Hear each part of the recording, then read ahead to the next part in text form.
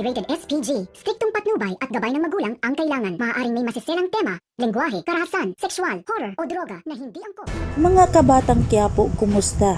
At welcome back sa ating munting channel. Narito ang aabangan natin na hindi nyo dapat papalampasin sa APJ Batang Quiapo. Laking gulat na lang ni Jackie nang makita niya ang isang lalaki sa live na nalilink ito sa alkalde. Kinabahan at nabigla si Jackie nang makita niya sa live ang mga revelasyon. Mabilis na pinuntahan ni Jackie si Mio Roberto at ipinakita ang lalaking lumabas sa live. At tinanong niya si Roberto kung ano ang ibig sabihin nito. Habang si Olivia, tuwang-tuwa naman na nanood ito ng live. In-interview ng host ang lalaki kung totoo nga bang may relasyon sila ni Roberto. Hindi sumagot ang lalaki, ngunit ngumiti ito na para bang may kahulugan. Sobra naman ang pag-alala ngayon ni Roberto sa mga revelasyon na lumalabas. Sa kabilang banda sa presinto, habang naglalakad si Rigor, hindi niyang sinadya na mabangga si Hector. Ngunit pinagsabihan siya ni Hector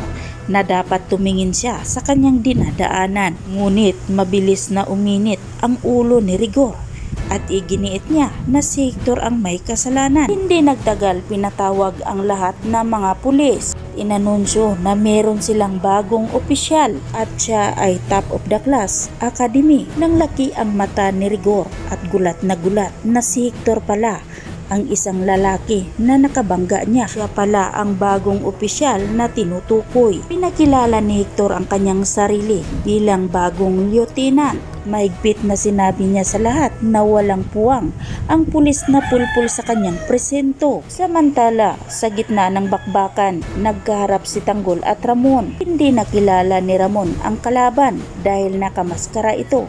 Ang hindi alam ni Ramon ay ang kanyang anak lang pala na si Tanggol. At dahil mabilis na nakatakas si Tanggol, agad niya itong sinundan at pinagbabaril. Ngunit mabilis na nakalayo ang kalaban at nakasakay agad ito sa kotse. Isa sa kasama ni Ramon ang nagsabi na mahirap silang habulin dahil mabilis itong nakatakas. Ngunit hindi na bahala si Ramon at pinaalam niya sa kanyang mga kasama na nilagyan niya ng tracker ang bag na nakuha nila ni Tanggol. Inadya ni Ramon na lagyan ng tracker ang bag para masundan niya kung saan man ito pumunta. Di nagtagal, napansin ng mga kasama ni Tanggol na may nakasunod sa kanila. Binaril nila Tanggol ang sinasakyan ni Ramon. Hindi nagpatinag si Ramon, kundi rumisbak din ito sa grupo nila ni Tanggol. Hindi tumigil si Ramon sa paghabol sa grupo nila ni Tanggol.